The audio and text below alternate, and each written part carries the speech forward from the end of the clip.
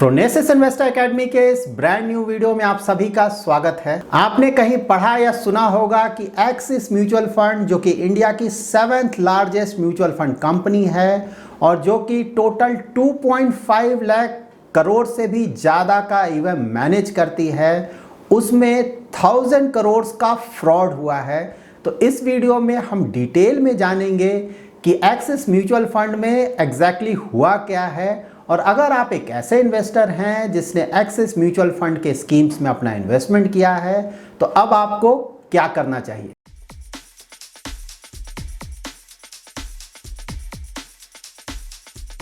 सबसे पहले हम ये जानते हैं कि एक्सिस म्यूचुअल फंड में हुआ क्या है।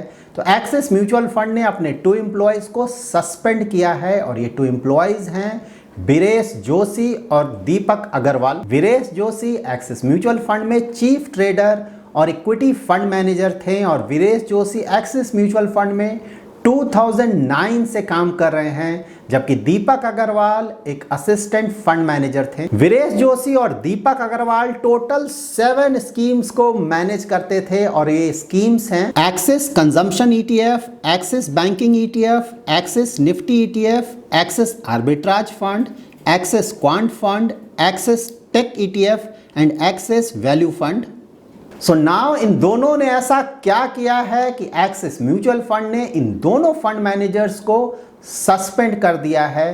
तो इन दोनों फंड मैनेजर्स पे ये आरोप है कि ये दोनों फ्रंट रनिंग में इन्वॉल्व थे, और साथ ही इन्होंने कुछ किकबैक्स भी लिया है। फ्रंट रनिंग का मतलब ये हुआ कि अगर आपके पास कोई कॉन्फिडेंशियल इंफॉर्मेशन है तो आप उस इंफॉर्मेशन को यूज करेंगे पर्सनल गेन्स के लिए, या फिर उस इंफॉर्मेशन को आप किसी थर्ड पार्टी को पास ऑन करेंगे, और उसके बदले में ऑफ कोर्स आप कुछ किकबैक्स एक्सपेक्ट करेंगे। फ्रंट रनिंग को हम एक एग्जांपल से समझते हैं। सपोज मैं एक फंड मैनेजर हूं और मुझे कोई पर्टिकुलर स्टॉक खरीदना है, तो यहां पर मुझे पहले से ये पता है कि मैं इस पर्टिकुलर स्टॉक को खरीदूंगा, तो मैं अपने नाम पे या फिर अपने रिलेटिव्स के नाम पे इस स्टॉक को पहले ही खरीद लूँगा, या फिर मैं किसी थर्ड पार्टी को ये बताऊँगा लाइक ब्रोकर्स को कि मैं ये पर्टिकुलर स्टॉक खरीदने जा रहा हूँ। और जब भी कोई म्यूचुअल फंड कंपनी कोई पर्टिकुलर स्टॉक खरीदती है तो जनरली वो अमाउंट बड़ा होता है, और जब भी ये खरीदा जाएगा तो उस पर्टिकुलर स्टॉक का प्राइस ऊपर जाएगा।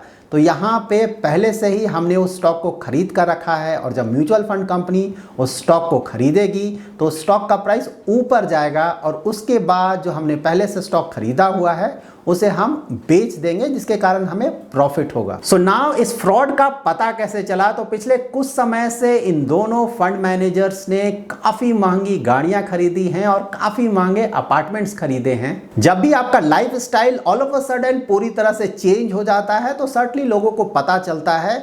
तो हो सकता है कि ये जो चेंजेस हुए हैं वो एक्सिस म्यूचुअल फंड के कंप्लायंस टीम को पता चला होगा।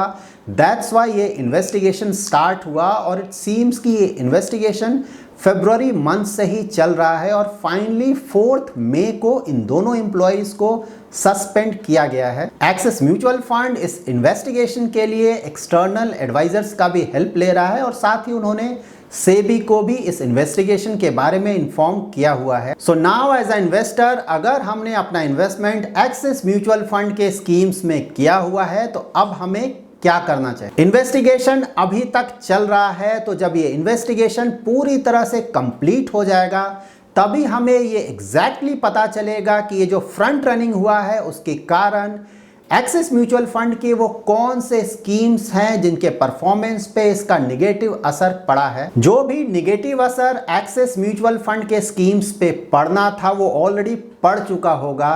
तो गोइंग अहेड हम ये एक्सपेक्ट कर सकते हैं कि एक्सिस म्यूचुअल फंड अपने कंप्लायंस को और स्ट्रिक्ट करेगा, ताकि इस तरह के प्रॉब्लम्स फिर से नहीं आए। और साथ ही हमें यह भी ध्यान में रखना चाहिए कि इस तरह का प्रॉब्लम्स दूसरे म्यूचुअल फंड कंपनीज में भी शायद हो रहा हो। तो आइडियली अच्छा ये होगा कि सारे म्यूचुअल फंड कंपनीज अपने कंप्लायंस को और भी ज़्यादा स्ट्रिक्ट करें, ताकि इस तरह का प्रॉब्लम फिर से फ्यूचर में नहीं हो।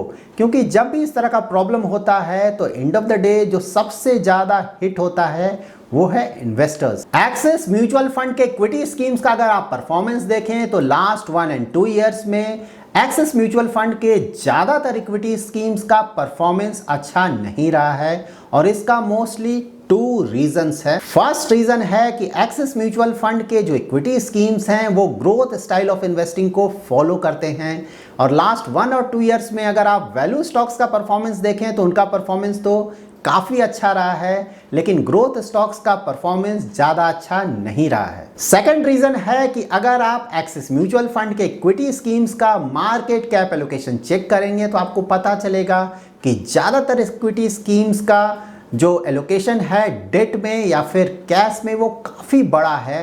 इसका रीजन ये है कि शायद ये फंड हाउस ये एक्सपेक्ट कर रहा है कि स्टॉक मार्केट्स में और भी करेक्शंस आ सकते हैं और जब ये करेक्शंस आएगा तो फंड हाउस अच्छे वैल्यूएशंस पे अपना इन्वेस्टमेंट कर पाएगा। एक्सिस म्यूचुअल फंड के जो टॉप इक्विटी स्कीम्स हैं उनका अगर आप market cap allocation, sector allocation और स्टॉक पोर्टफोलियो चेक करेंगे तो आपको उसमें किसी भी तरह का कोई प्रॉब्लम नहीं दिखता है।